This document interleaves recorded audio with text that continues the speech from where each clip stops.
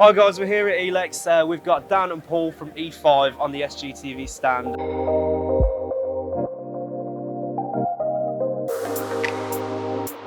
I'm a time-served electrician. Done my apprenticeship, worked my way up the career ladder pretty quick. Okay. I've started an electrical contracting company.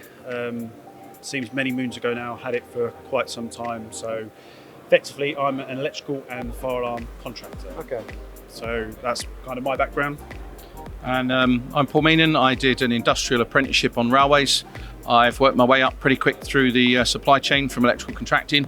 I'm now a client. I'm in charge of 26 stations out in Essex, and I manage a number of electrical subcontractors, but I still obviously do my E5 stuff, which keeps me on the pulse of the electrical industry as well. For the guys out there who don't know much about E5, can you give us a brief, Yeah, okay, so E5, we're kind of like a cooperative movement of chaps. So we're all from very diverse and different backgrounds, and all of us have one kind of common thread, and that is the electrical industry really needs to do more to upskill itself, to be more open, transparent, and more importantly, guys need more help and support, because the electrical industry is right at the bottom of the infrastructure and the trades, and it's very, very money conscientious, especially in contracting. So what we thought was, well, rather than sitting and complaining about it, why don't we take our knowledge and our skills as a group and try and use those skills, share those skills, and then maybe create YouTube content where I do really, really technical stuff, because I'm now a chartered engineer. And Dave Watts, Spark Ninja, he does his 18th edition training. So we all try and just share what experiences we can, but what we like to do is come to all the trade shows, see what gaps there are, so that we can maybe help people in field, but not just the electricians. It's the industry and the manufacturers. It's about making it liaising between everybody, and it's not for profit. Yeah. We don't know. We do it all in our own time. We do all of this voluntarily. We take no money whatsoever. So if there is a manufacturer who's got products they want blown up, tested, or anything like that, we will take it. We will do it. We will make a video. We'll give you honest feedback. Sometimes people won't like that, but we will help you redesign products if needs be, because we know as a client and as a Sparks, we need to be able to maintain it. It needs to give us value. It needs to be good quality. It needs to be safe to install. Something we can walk away and be proud of a good job. And we want to help Sparks we want to upskill them so that they feel better about themselves and can be more proud of their work rather than feeling despondent, because that does happen and it does exist in our industry. So we're using YouTube. There's quite an eclectic group of us, to say the least, and we come to all of the Alexes now to just meet and greet and I mean, you just quickly touched on pride in your work, and that's one thing we noticed from a lot of guys who've made the transition from working for a company to then working for themselves. Not that they're going to do any shorter job, working for a company, but they find when they've made that transition to become self-employed, it's their name on the work they're doing, and they're going to take much more pride, and they get more job satisfaction out of that. I mean, is that something you guys would agree with? I'd say possibly no, because when you start your own company, you hit commercial pressure, and there's not a lot of profit in the electrical industry. Margins are quite small, and there's to run a business, it is costly. And with the current market, it's a tough game. And the problem is, when you're a self-employed electrician, other than being with a competent person scheme, really it's only you who is the person to decide your standard. And when you come from working as an electrician for somebody to working for yourself, you do realise that obviously you've got to make that profit, and that sometimes it can stop. So we help educate how you can do things in the correct way, do a good job, and make money at the same time. It is possible, but there's no one kind of telling you that you're doing something wrong, and you need that. And we kind of highlight it, and we use it as kind of like a networking forum to help everybody. And we have what we met a year or so ago, and we came up with our 5 pillars or values, and we set out and we said whatever we would do, we want to influence, inform, support, educate, and inspire other people to up their standards. And I mean, it's quite sad nowadays where I have to actually go to contractors when they come in with prices and say it's got to be quality first, and they're absolutely stunned. And I've actually had electrical contractors say we're not used to clients saying they want it built on braces really, really good, which is really, really not a good vision for our industry. But if we can inspire guys with the knowledge gaps that need infilling, because everybody learns.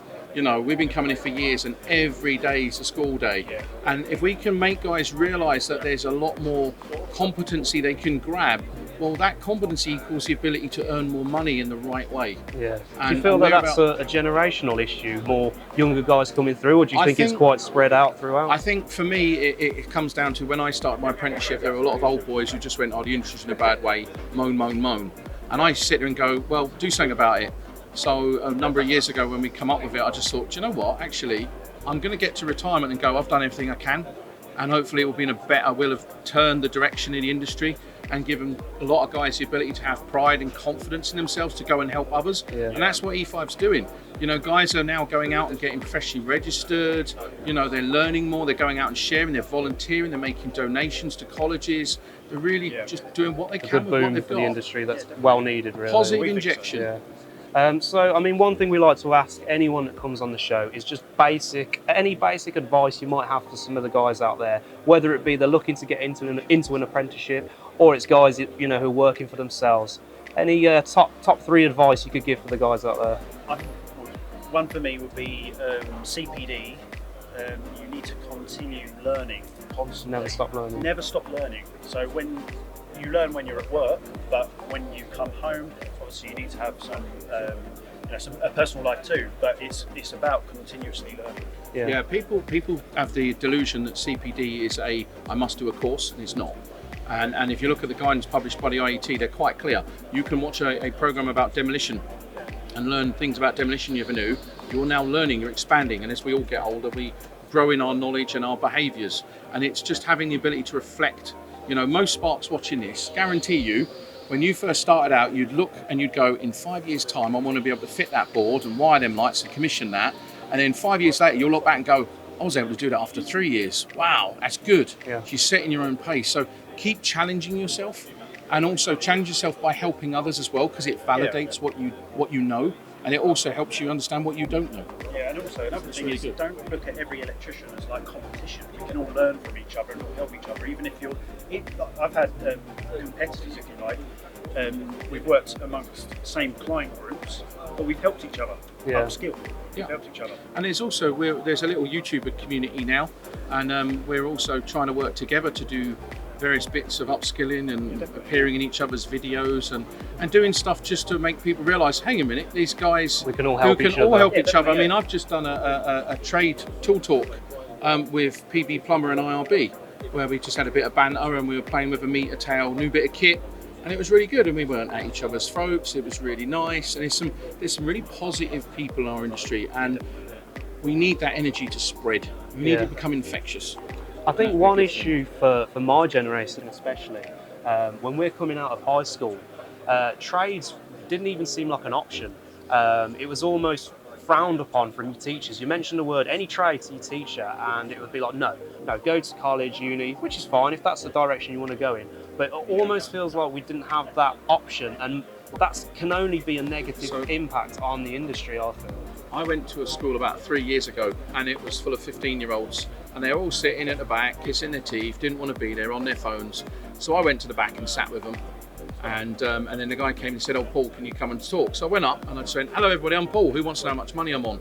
And the whole room sat and went, That's when they started. And then when they, and I was very honest, but when they actually started to realise, the more knowledge you have, the more value you give to your employers, the better work you do, the better your reputation, and the more money you can charge. This is a thing. Quickly. I mean, in this trade, you can earn good money. You can make a good career out of it. Yeah. But when I was in school, it was very much they're trying to push people into university, and anybody who didn't get those C grades, you're a tradesman. Yeah, I failed all my GCSEs, by the way. I'm a chartered fellow at the IET now. I don't have a degree, I don't have a HNC. I did my city and guilds, and that's it. So if I can do it, anyone can do it as far as I'm concerned. Okay. Guys, I want to thank you for coming on the show. No worries, thank you. Well, for me, it's been useful. So for the guys out there, I hope it's been useful. And it's been a pleasure to have you here. So Yeah, thank you very much. thank you. Thank you, sir. Okay, that's all we've got time for at SGTV. We hope to see you again soon. Thank you.